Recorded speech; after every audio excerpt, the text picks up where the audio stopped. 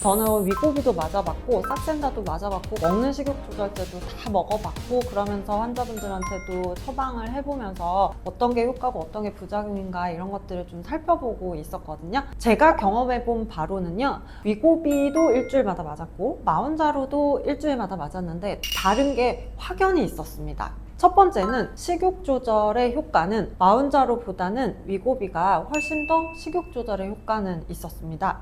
그런데 우리가 다이어트 하는 이유가 안 먹는 게 목표는 아니잖아요.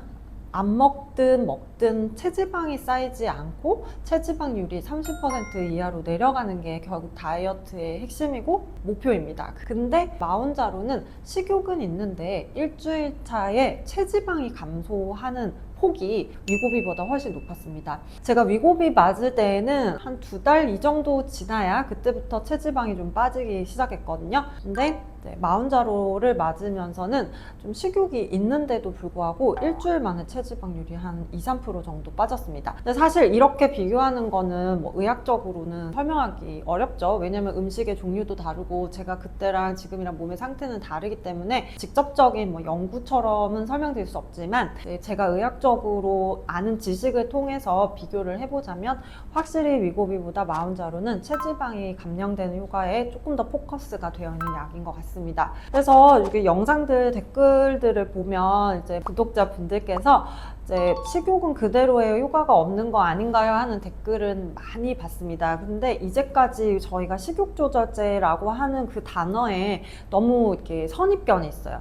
위고비나 마운자로는 사실 식욕 조절제가 아니라 비만 치료제입니다. 식욕을 조절하는 거가 메인이 아니라 식욕을 조절하는 기능도 있지만 체지방을 감량하고 인슐린 저항성을 감량해서 내 몸의 체질을 바꾸는 것이 사실 가장 큰 목표가 되는 약이에요. 그렇기 때문에 식욕 조절이 안 된다고 효과가 없는 것이 아니라 먹어도 체지방으로 늘지 않도록 하는 것을 확인하는 것이 굉장히 중요합니다. 두 번째는 마운자로보다는 위고비가 훨씬 더 좀 만성 피로가 있었습니다. 제가 원래 되게 안 피곤해하는 스타일인데 장기적으로 맞기 시작했을 때부터 제 오후에 차에서 계속 이렇게 졸거나 엎드려서 자거나 하는 그런 증상들이 있었고 생각보다 마운자로는 컨디션의 변화가 없습니다. 이것도 제가 찾아봤더니 위고비는 뇌로 가는 기전이 어느 정도 있어요. 그러다 보니까 뇌에서 식욕을 조절하는 효과도 높은 반면에 뇌의 신경전달 물질의 균형을 조금 깨트리다 보니까 그걸로 인해서 이제 만성 피로가 생길 수 있다고 합니다. 그렇지만 마운자로는 사실 뇌로 가는 기전은 위고비와 비교했을 때 거의 없다고 보시면 됩니다. 오히려 위고비보다 마운자로는 체지방을 분해할 수 있는 환경을 만들어주는데 조금 더 포커스가 돼 있었기 때문입니다. 그러다 보니까 신경전달 물질이나 이런 것들은 건드리지 않으니까 저도 좀 편안하게 일주일을 보내고 있는 것 같고, 그리고 먹는 것은 신경전달 물질을 안 건드리니까 조금 더 먹고 있는 것 같지만 체지방에 영향을 주기 때문에 체지방이 빠지면서 늘 제가 예전 영상에서도 말씀드렸지만 체지방이 줄어야 미세염증이 줄어서 건강해질 수 있잖아요. 제가 지난주보다 체지방이 3%가 빠지면서 이제 제 몸에 있는 체지방에서 나오던 미세염증들도 그와 같이 빠지면서 컨디션은 오히려 좀 좋아지는 것 같습니다. 마운자로는 한 6일째, 7일째 될 때부터는 좀 식욕이 예전보다 더 폭발하는 것 같다는 생각은 했습니다. 아무래도 일주일 동안 맞다 보니까 첫날에는 이제 농도가 올라가겠죠? 그리고 4일째, 5일째는 이제 약동학적으로 이제 농도가 내려가게 돼 있습니다. 그렇기 때문에 반감기가 7일이 되고 일주일째에 다시 한번 맞아야 약효가 유지될 수 있게끔 만들어진 약인데요. 저는 어제가 딱 7일차 됐었는데 점심을 굉장히 많이 먹었어요. 이게 결국은 일주일 동안 약이 유지는 되지만 6, 7일차가 되면은 위고비보다는 확실히 빨리 그 약효가 떨어진 것 같아요. 제가 느끼기에는 위고비는 이렇게 좀 효과가 난다고 치면 이제 마운자로는 이렇게 효과가 나는 것 같습니다.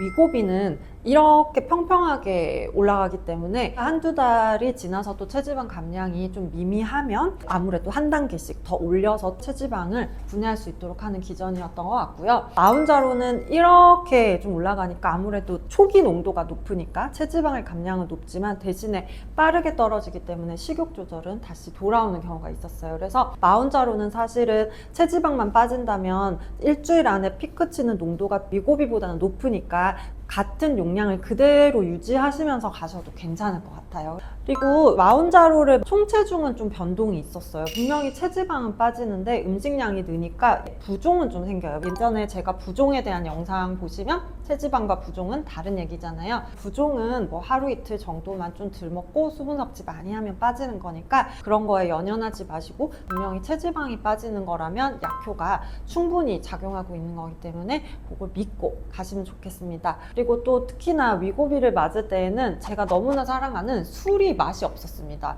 그래서 제가 그게 왜 그런가 이제 논문을 한번 찾아서 봤더니, 이제 위고비는 위장 운동 불편감을 하게 하는 그런 기능들이 조금 더 있었습니다. 반면 마운자로는 사실 위장 운동에 관여하는 게 특별히 높진 않았습니다. 그러다 보니까 위고비가 주사를 맞았을 때 초기에 훨씬 더 포만감은 느끼지만 대신에 장이 안 좋아지거나 뭐 트름을 한다거나 또는 구토 증세나 구역질 같은 것들이 훨씬 더 많았던 것 같습니다. 제가 맞아보면서 느끼는 거는 어쨌든 모든 약들은 최저 용량으로 최대의 효과를 볼 수 있게 해주는 게 의사의 역할이거든요. 반드시 내 몸에 체중이 늘어난 원인이 뭔지는 알고 그 원인을 의사하고 같이 해결하면서 다이어트를 하지 않으면 이렇게 비싼 마운자로나 위고비 같은 약들도 결국은 요요가 오기 때문에 건강에 도움이 되지 않을 수도 있겠다라는 판단을 했습니다. JM에 내원하셔가지고 나에게 맞는 약제들 그리고 나에게 맞는 용량들을 꼭 결정하시고 주치와 함께 건강한 다이어트를 하셨으면 좋겠습니다. 비만은 질병입니다.